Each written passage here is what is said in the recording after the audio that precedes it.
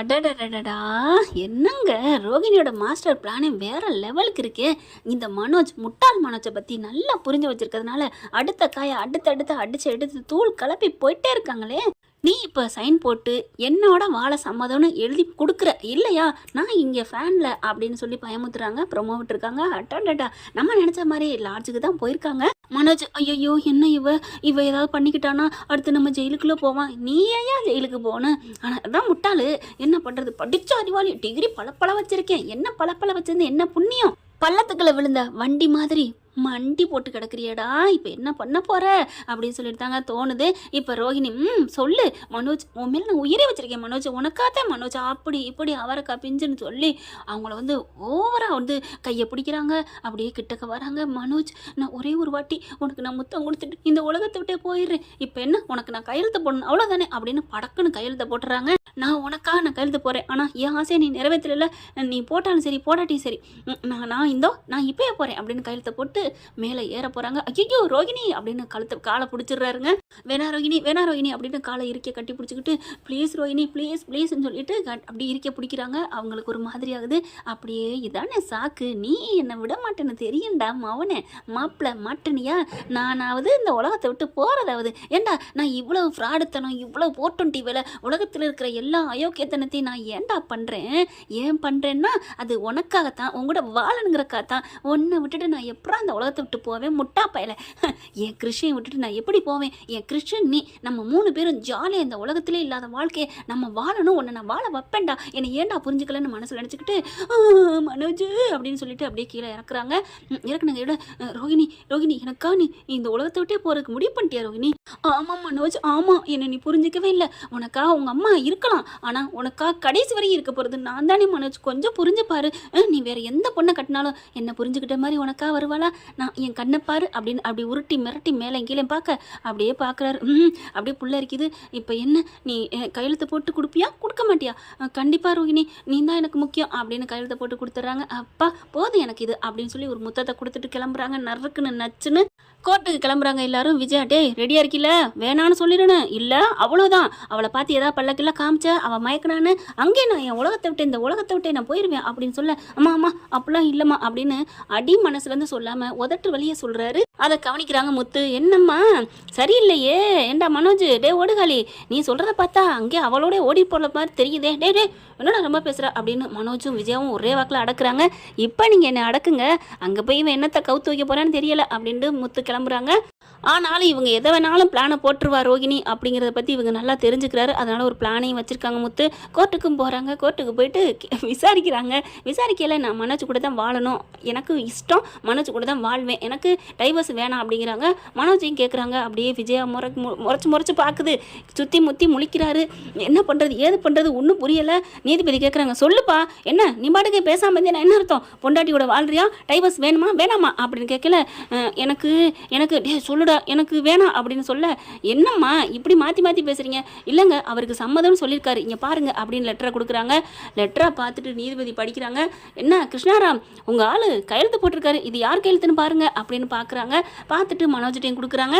மனோஜ் அதை வாங்கி பார்த்துட்டு, இதை எனக்கு தெரியுமே அப்படின்ட்டு கொடுக்குறாங்க. என்ன சொல்கிறீங்க? எனக்கு தெரியுங்க, இது நான் தாங்க கையெழுத்து போட்டேன் அப்படின்னு சொல்கிறாரு. என்ன சார் நீங்கள் டைவர்ஸ் வேணும் வந்து நிற்கிறீங்க, அப்புறம் சைன் போட்டேன்னு சொல்கிறீங்க? விஜயா பார்க்குது. டே என்னடா பண்ணி வச்சிருக்க அப்படின்னு கத்துறாங்க. ரோஹிணி வந்துட்டு, இங்கே பாருங்கள், அவங்களுக்கு என் கூட வாழ விருப்பம் இருக்குது, அவங்க அம்மா பேச்சை கேட்டுட்டு தான் இப்படி மாட்டேங்கிறாரு அப்படின்னு சொல்லல. மனோஜுக்கு ஒரு மாதிரி ஆகுது. இல்லைங்க எனக்கு இவ கூட வாழ விருப்பம் இல்லை அப்படிங்கிறாரு. என்னம்மா என்ன நடக்குதுங்க அப்படின்னு நீதிபதி குழம்பி போய் கேட்க, மனோஜ் நீ தானே மனோஜ் எழுதி கொடுத்த, நீ என்ன சொன்ன? நீ உயிரை விட மாட்டேன்னு சொன்னால் கையெழுத்து போடுன்னு சொன்னேன், நீ அந்த மாதிரி பண்ணுன, ஃபேனில் போனேன், அதனால நான் உனக்கு கையெழுத்து போட்டு கொடுத்தேன் அப்படின்னு மனோஜ் சொல்ல, என்ன நடக்குதுங்கள, நேற்று நடந்தது இதுதாங்க அப்படின்னு சொல்ல விஜயா செம்ம காண்டாகிறாங்க. ஏன்டா இதை என்கிட்ட சொல்லவே இல்லை அப்படின்ட்டு, நான் யார்ட்டையும் சொல்லக்கூடாதுன்னு சொன்னாமா, இவன் என்ன சரியான கேனேனா இருப்பேன் போல இருக்கே அப்படின்னு நீதிபதியை நினைக்கிறாங்க. கிருஷ்ணாராம் ஒன்றும் புரியலையே, சைன் போட்டு என் பொண்டாட்டி வேணும்னு எழுதி கொடுத்துருக்காரு, இங்கே வந்து வேணான்னு சொல்கிறாரு. இல்லைங்க அவங்க அம்மாவுக்காக அப்படி பண்ணுறாரு, அவருக்கு நான் எல்லாமே சொல்லிட்டேன், நான் சொல்கிறேனே எல்லாம் உண்மையை அவர்கிட்ட சொல்லிட்டேன் அப்படிங்கிறாங்க. சொல்லவே இல்லை அப்படின்னு முத்து அடித்து சொல்கிறாரு எந்திரிச்சுக்கிட்டு. சரிங்க, எங்கள் அண்ணன்ட்ட எல்லாமே இவங்க சொல்லிட்டாங்கிறாங்க அப்படின்னு சொல்லி இல்லை மேலே வந்து சொல்லுங்கங்கிறாங்க. முத்து கொண்டுக்கு போகிறாங்க. நான் ஒரு ஆதாரம் கொண்டாந்துருக்கேன் அப்படிங்கிறாங்க. என்ன ஆதாரம் அப்படிங்கல, மீனா அப்படின்னு கூப்பிட்றாங்க. மீனா பார்த்தீங்கன்னா கிருஷ்ணை கூட்டிகிட்டு வராங்க. தூக்கி வாரி போடுது. என்னது என் பிள்ளை எதுக்கு ஏன் கூட்டாந்தீங்க, ஏன் கூட்டாந்தீங்க, ஆர்டர் ஆர்டர், அமைதியாக இருங்க, வந்ததுக்கப்புறம் இதெல்லாம் பேசக்கூடாது அப்படிங்கிறாங்க. இங்கே பாருங்கள் என் பிள்ளை இவங்க ஏன் கூட்டியாரணும் அப்படி இப்படிங்கிறாங்க. இங்கே பாருங்கள் நல்லவங்க ஒரு குற்றவாளி எத்தனை குற்றவாளியும் தண்டிக்கலாம், ஆனால் வந்து நிரபராதி தண்டிக்கக்கூடாதுன்னு சொல்லியிருக்காங்க. அதுக்காக தான் கூட்டு வந்தேன் அப்படிங்கிறாங்க. அப்புறமா கிருஷ்ண கூட்டாந்து வைக்கிறாங்க. இந்த பையன்ட்ட என்னப்பா நீங்க விசாரிக்க போறீங்க அப்படிங்கிறாங்க. ஒன்றும் இல்லைங்க, இந்த பையன்ட்ட நான் எதுவுமே விசாரிக்கல, அந்த அம்மா நினைக்கிற மாதிரிலாம் இந்த பையன்ட்ட நான் எதுவுமே கேட்க போறதில்ல அப்படிங்கிறாங்க. அப்புறம் கூட்டு வந்தீங்க நீதிபதி கேட்குறாங்க. அதுக்கு தான் இப்போ சொல்ல போகிறேன். இந்த அம்மா சொல்கிறாங்கல்ல எங்கள் அண்ணங்கிட்ட எல்லாமே சொல்லிட்டேன், சொல்லித்தான் கல்யாணம் பண்ணேன்னு, அது உண்மை சத்தியம் அப்படின்னு இந்த புள்ள மேலே சத்தியம் பண்ண சொல்லுங்கள், நாங்கள் நம்பிட்டு இப்போ போகிறோம் அப்படின்னு முத்து சொல்ல, ஐயோ சரியான ஆளை ஆதாரத்தை பிடிச்சிட்டானே, இப்போ என்ன பண்ணுறது, ஒன்றும் செய்ய முடியாமல் தவிக்குது. இப்போ கேளுங்க விஜயா அப்படியே சந்தோஷத்தில் குதிக்குது. டே முத்து சூப்பர்ரா, நீ நல்ல ஆதாரத்தை கொண்டு வந்துட்டடா அப்படின்ட்டு. ஸோ சைலண்ட், இந்த அம்மாவை தூக்கி கொண்டு வெளில போடுங்க அப்படிங்கிறாரு நீதிபதி. அதுக்கப்புறம் என்னம்மா ரோகிணி நீ சத்தியம் பண்றியா? இல்லைங்க, பச்சை பிள்ளை மேலே அவனுக்கே இப்போதான் உடம்பு சரியில்லாமல் போணுச்சு அப்படின்னு ஒரு நடுக்கம் பதட்டம் தெரியுது. ஏம்மா உண்மையை சொல்கிறதுக்கு எந்த இதில் வேணாலும் சத்தியம் பண்ணலாமா, பச்சை குழந்தை எதில் வேணாலும் பண்ணலாம், ஏன்னா உண்மைக்கு வேல்யூ இருக்குது, பொய்யின்னா தான் ஒரு சின்னதாக கூட பொய் சொல்லக்கூடாதுமா, சத்தியம் பண்ணக்கூடாதுமா அப்படிங்கிறாங்க. இல்லைங்க என் பிள்ளை மேலே நான் சத்தியம் இது வரைக்கும் பண்ணதே இல்லை. ஐயோ நீ சத்தியமே சொல்லாத சிகாமணி அப்படின்னு இங்கே விஜயாவும் முத்து மீனா நினச்சிக்கிறாங்க. அடுத்து சத்தியம் பண்ணுறீங்களா இல்லை அப்படிங்கல. இல்லைங்க நான் உண்மை தான், நான் பொய் சொல்லலை, இப்போ என்ன சத்தியம் தானே நான் பண்ணுறேன். அடி பாவி அப்படின்னு செம்மதாகுது. அதுக்கப்புறம் அப்படியே வந்து கிட்டக்க வராங்க. கிருஷ்ணா கொண்டே வச்சு அப்படியே தலையில் கையை வச்சு, நான் சொல்கிறதெல்லாம் உண்மைங்க, இந்த பையன் மேலே சத்தியமாக சொல்கிறேன், எனக்கு கல்யாணம் ஆயிடுச்சுன்னு என் மனோஜ்கிட்ட எல்லாமே நான் சொல்லிட்டேன்னு சொல்ல போய் தலையில் வைக்க போகிறாங்க. ஒரு குரல் நிறுத்தடி அப்படின்னு ஒரு குரல் கேட்குது. எல்லாரும் வாசலை பார்க்குறாங்க. என்னையா அடுத்தா என்ன கிருஷ்ணாராம் உன் கேஸ் இந்த போக்கு போய்கிட்டு இருக்கு அப்படின்னு நீதிபதி அப்படியே சோர்ந்துடுறாரு. அடுத்து பார்த்தா கிருஷ்ண பாட்டி ரோகிணி அம்மா வர்றாங்க.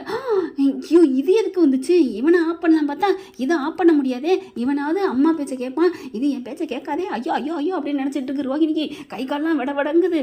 ஐயோ எனக்கு வயிற்ற கலக்குதே அப்படின்னு சொல்லிட்டு இவர் ஆன எனக்கு ஒரு மயக்கம் வருது. என்ன மயக்கம் வரும், பேதி வரும், எல்லாம் வரும், கொஞ்சம் நெல்லு அப்படிங்கிறாரு முத்து. அதுக்கப்புறம் கிருஷ்ணாராம என்னம்மா பயமா இருக்கா, உங்க அம்மா எதோ வளரின்னு, நான் ஏன் பயப்படுறேன், அம்மா நீ அம்மா இங்க வந்த, இங்க பாருமா இதெல்லாம் பேசப்படாது, இது என்ன குசால விசாரிக்கிற இடமா, இது கோர்ட்டு, என்னம்மா என்ன சொல்ல வரீங்க, நான் உண்மையை சொல்ல வரேன், எப்போ எதா இருந்தாலும் கோர்ட்டில் வந்து சொல்லுங்கம்மா, வெங்க ஊரத்தங்க அப்படின்னு கூண்டுக்கு போய் நிற்கிறாங்க. அந்த அம்மா உண்மையை போட்டு வச்சிருதுங்க. சுருக்கமாக முடிச்சிருவோம். எப்போ இவன் என் பேரமில்லை தலையில் கை வச்சு சொல்ல போனாலும் அந்த உசுறு காத்த நான் இது நாள் வரைக்கும் வாழ்ந்துட்டு இருக்கேன், ஏதோ பெத்த பிள்ளை வாழ்க்கையை கெடுத்துட்டோம்னு அவள் பின்னாடி என்ன பண்ணாலும் சின்சாக் பண்ணிக்கிட்டே போயிட்டு இருந்தேன். நல்ல தங்கமான மனுஷங்க அந்த முத்து மீனாவும், அவங்களுக்கே இவ எப்போ பார்த்தாலும் ஆப்பு வச்சுக்கிட்டே இருந்தா, ஆப்பு மேலே ஆப்பே வச்சுக்கிட்டு அவங்க என்னதான் பண்ணுவாங்க, அதனால கழட்டி விட பார்த்துட்டாங்க.